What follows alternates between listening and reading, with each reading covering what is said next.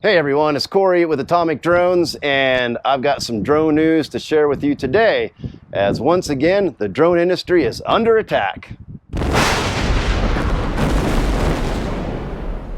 So a lot of you probably already have heard about what's happening, and if you haven't, then I guess this will all be new news to you. But basically, the drone industry, I've got some notes here, so don't mind me if I'm looking down from the camera here. But the drone industry is facing a significant threat from the counterpart CCP Drones Act, also known as HR 2864, which aims to pretty much ban the use of Chinese manufactured drones in the US. And this bill, should it pass, is going to affect everyone that flies a drone, whether you're recreational, a professional like myself, or even for, unfortunately, also first responders that will lose all access to the drones that they have. Representative Elise Stefanik, Republican out of New York, is seeking to ban the use of DJI drones. What a Karen! I mean, come on!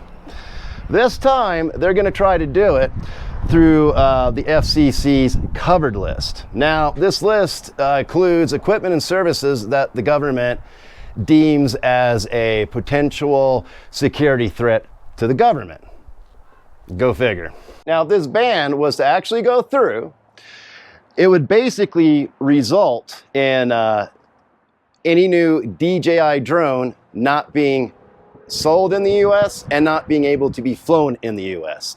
And also a possibility of all our older drones being bricked. That really sucks. Now, pro-opponents of this act argue that DJI products are susceptible, is that how we say it? Susceptible to hacks by the good old CCP. That's the Chinese Communist Party, aka China's government. There's been, I don't know how true it is, but some say that all Chinese companies have to basically do what the CCP says, and if they want data, well, then they get data. Again, I don't know how true that is. DJI swears they give nothing to the CCP. They never have. They've never been asked for anything. But according to our government, that's just not the case. And of course, backing that up, there is zero evidence, zero proof of DJI ever leaking any kind of data, ever giving any kind of data to anyone. DJI is working on a firmware update that I believe is supposed to come out at the end of this month, and it's basically going to no longer allow them to upload any data from your drones. So that's kind of their instant reaction to this ban, hoping that will cool things down, and it might hopefully, let's just say hopefully, that will be enough for Congress to basically veto this whole thing. We'll see what happens. Drone XL has also a really good write-up on this ban if you want to get into a little bit more information about it. But I did take a bit from their article that I was reading today, and I think they sum it up really well. What they are saying is, at the end of the day, the Countering CCP Drones Act is a misguided attempt to address national security concerns through a blanket ban on Chinese manufactured drones. Now, this doesn't just affect DJI, it's also going to affect Autel, it's going to affect all those drones that you can buy on Amazon, and it's also going to affect the FPV community because it will also put a lot of the FPV part manufacturers on this ban. Whoa, motorcycle. So as of today that I'm filming this video, June 12th is the day, I believe Congress is supposed to be receiving this bill, and well, our fate's gonna be decided here within the next few days or weeks.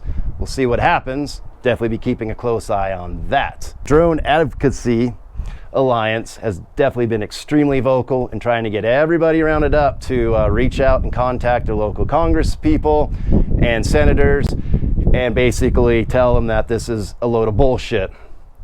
Now, I did fill out those letters and I sent it to my local senators, and the automated response I got back was, hey, thanks for taking an interest in the conflict of Palestine. Yeah, that gives me a lot of hope right there. Awesome, guys. Good job.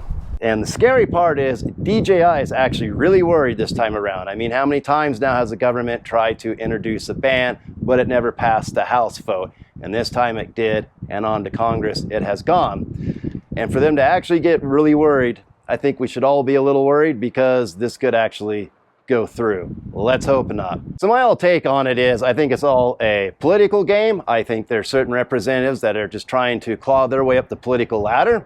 It is an election year, so if you got certain representatives who are like, oh, hey, look at me, look what I did to help oust some more Chinese technology that we have absolutely no proof of, but we are in fear that they're leaking data to the CCP. But that's about all I have for now on this bill.